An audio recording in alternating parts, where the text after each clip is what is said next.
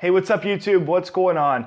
In today's new video, what I wanted to discuss with you guys is the concept of posture and how this relates to an athletic performance situation, but also an injury prevention situation, and how different postures can also lead to a prevalence or a higher prevalence of certain injuries. So to use an example, let's look at an anterior pelvic tilt and a posterior pelvic tilt, two opposite ends of the spectrum here. So in an anterior pelvic tilt, you often see hockey players or sprinters assume an anterior pelvic tilt.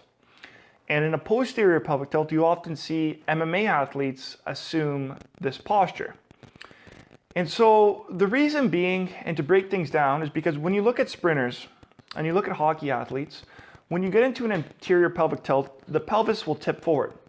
So what this will do is, because the pelvis is tipping forward, this will favor hip extension for these athletes so they can produce a more powerful stride, such as in a sprinter or a hockey athlete.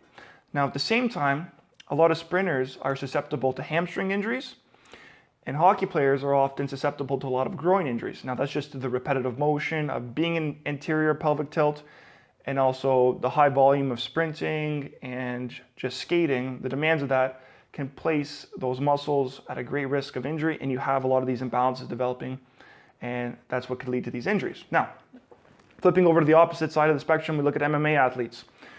A lot of them will assume a posterior pelvic tilt, where now the pelvis is posteriorly tilted. And so what that does in a mixed martial arts athlete is that it favors them from a performance standpoint to perform something like a high kick. Now, if they were an anterior pelvic tilt and their pelvis was tilted forward, it'd be much harder for them to get their hips up and their legs upwards to perform a high kick. Now, you don't see any hockey players or sprinters being able to perform that, and that's for a reason, because they sit in that anterior pelvic tilt. Whereas MMA athletes sit in more of a posterior pelvic tilt, which can favor a movement like that or a strike like that, which you would see.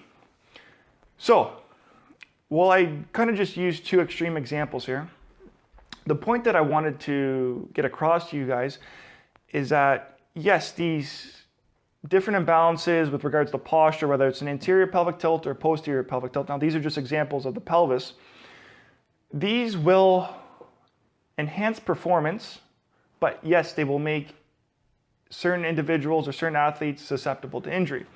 And so there's a fine line when it comes to training and maybe trying to correct these imbalances, I believe. And the reason I say that is because if we try to correct these imbalances now, we may actually be taking away from that athlete's performance. And so it may not be the best idea sometimes to correct these imbalances per se. Sure, if they get extreme, or if they are in a position where they are performing certain activities in an anterior pelvic tilt or certain exercises, it may not be the best thing for them, and that could be for a posterior pelvic tilt as well. But a better way to maybe look at it is to monitor athletes in these scenarios, because yes, that's what may enhance their performance and what makes them the athlete they are. And so we may want to just monitor their performance, we just want to monitor their volume and make sure they're not doing any of the inappropriate exercises or inappropriate training in the gym where they're going to get hurt. So, for example, you often see a lot of anterior pelvic tilt people develop a lot of extension-based issues because they're living in extension. Posterior pelvic tilt, you may get more susceptible to something like a disc herniation. So you don't want to be doing any high-volume sit-ups or poor deadlift technique with posterior pelvic tilt. Anterior pelvic tilt, you're avoiding a lot of lumbar extension under load, so maybe doing a shoulder press. So we're avoiding going into any hyperextension when you shoulder press and go overhead. So that would be important to avoid. Now, relating this all back to my experience now, one term that I was introduced to from Alex McKechnie. So Alex McKechnie is the assistant coach and the athletic performance director and physical therapist for the Toronto Raptors. He introduced me to the term default posture. And default posture is essentially a term that he used to describe an athlete's or individual's posture for whatever sport or activity they're doing. So for example, you have basketball posture, you have hockey posture, you have baseball posture. In basketball posture, for example, you would have whatever athlete or whatever dominant side they are in terms of shooting, they're going to be more developed, specifically in the shoulder region. So pecs are going to be more developed, shoulder, arms are going to be more developed, as opposed to the opposite side where it's not their shooting side. And it's those imbalances that make the athlete the shooter they are. However, it also does make them more prone to certain injuries because of these imbalances. Different tissues are going to be stressed more than others. And if they continuously perform high volume activities with regards to shooting, but they also do the wrong things in the gym as well, that's what's going to lead to injury. And so it's better to monitor these athletes and make sure we're not overworking them, because at the same time, we do not want to take away from their performance, but we do not want them to be injured as well. So both things go hand in hand is basically what I'm trying to say. And that some of these postures and imbalances that exist in individuals actually enhance performance. But while they may enhance performance, they do put one at a higher risk for injury. So there's a fine line in terms of what one's goal is. Now, yes, if you're an athlete in a high performance situation, it's probably better to monitor things and maybe correct very subtle issues that may exist. Whereas if you're dealing with someone that just wants to live a pain-free life and doesn't want any issues or problems, it's probably best to address those imbalances and put someone back into a neutral position or neutral posture. So those are a lot of the things that relate to posture and have really given me a better understanding of performance and injury prevention when it comes to an athlete and an individual. Because when you're working with high performance athletes, you do not want to create injuries with them, and you want to prevent them at all costs. Because if they're injured, they can't perform, and then everyone loses money, specifically when you're working in the NBA and it being a business that it is.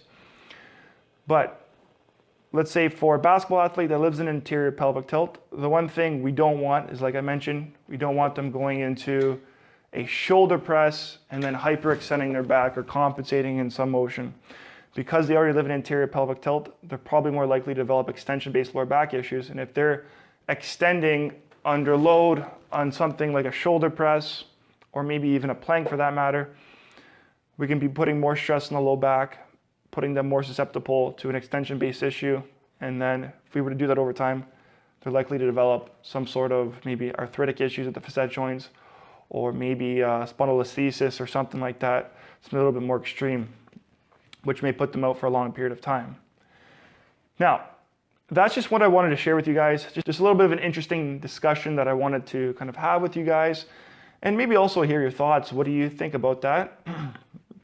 Now, that's just something I wanted to share with you guys, a little bit of an interesting discussion, something that has really resonated with me more recently, and it's something that I'm trying to understand better. Now, what I'm trying to understand is what is the most optimal posture for these athletes to be in? And ideally, I really don't know what it is, and I feel like every athlete is going to be different, but at the end of the day, what is their performance like? Is it good or is it bad? If they're performing very well, then that's likely the posture that they live in right now is the best for them. Whereas if they're not performing well, maybe they're getting routinely injured, then we'd probably have to make some changes to their posture or correct something.